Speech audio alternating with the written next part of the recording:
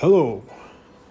Today we are taking a look at the deluxe edition of Poems and Stories, a 1980 book collecting several of J.R.R. Tolkien's shorter works, starting with The Adventures of Tom Bombadil, then The Homecoming of Beorhtnoth, Beorhthelm's son, Tolkien's only dramatic text as far as I know, his essay on fairy stories, Leaf by Niggle, Farmer Giles of Ham, and Smith of Wootton Major.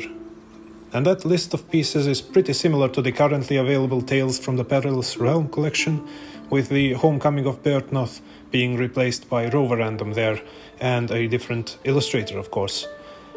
When it comes to poems and stories, with the exception of the cover, which bears a design of the Tree of Amalion created by Tolkien himself, the whole book is illustrated by Pauline Baynes, whom I have previously covered on the Dictionary of Chivalry video. This edition collects many of her already published work, but also many illustrations unique to this book, particularly the ones for Leaf by Niggle and the Homecoming of Beorhtnoth, which I have never seen in any other edition other than the non-deluxe 1992 reprint of this book, the one with Alan Lee's Oliphant on the cover. Though that one contained black and white versions of these drawings, with the bright orange bits being exclusive to this edition.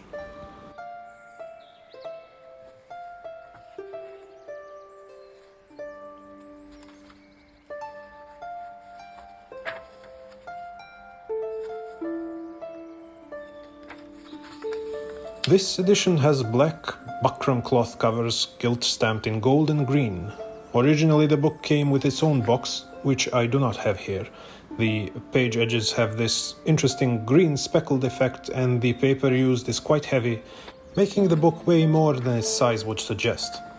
The size being the same as the current standard hardcovers, as well as many of the older George Allen and Unwin editions. There are only two more books released in this particular deluxe style, The Hobbit and the popular India paper edition of The Lord of the Rings.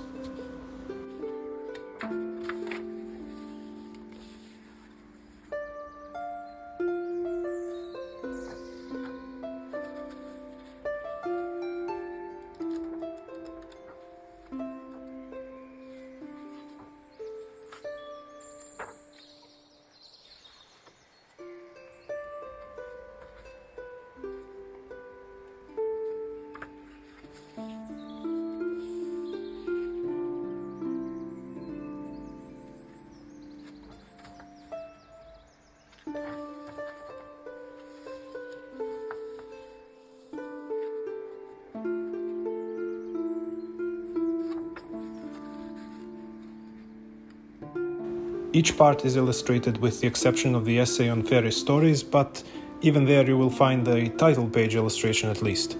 Along with the title illustrations, the parts are all separated with double-page orange design of birds on branches.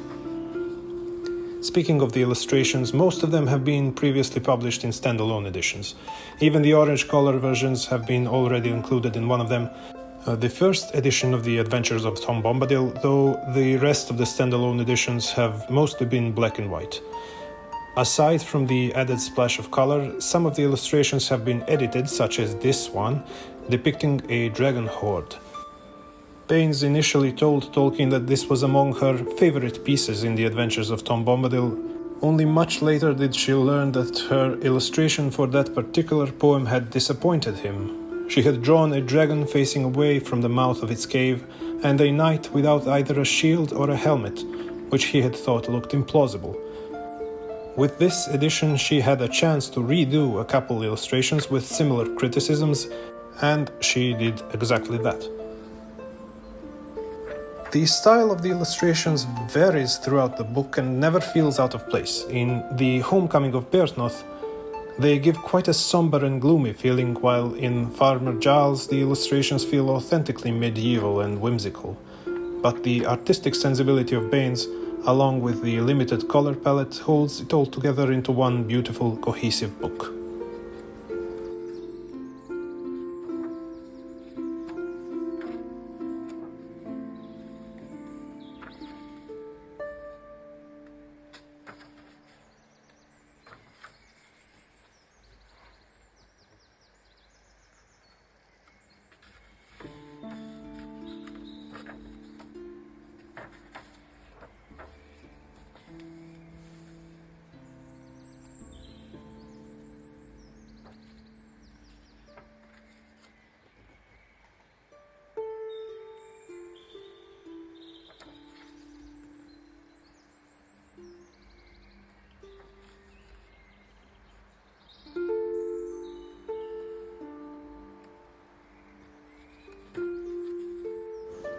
Obviously, this review deals mostly with the artwork, but I do need to mention the content as well. These shorter Tolkien works, I feel, are often overlooked by his fans since they, with the exception of the Tom Bombadil poems, have nothing to do with his broader Middle-earth legendarium, though his essay on fairy stories is pretty useful for understanding his approach to writing and world-building. But I would advise any Tolkien fan to check them out, maybe as a short palate cleanser to read in between reading his major works. And for that purpose, this is a beautiful, convenient and well-rounded collection. That would be all for now. Thank you for watching and goodbye.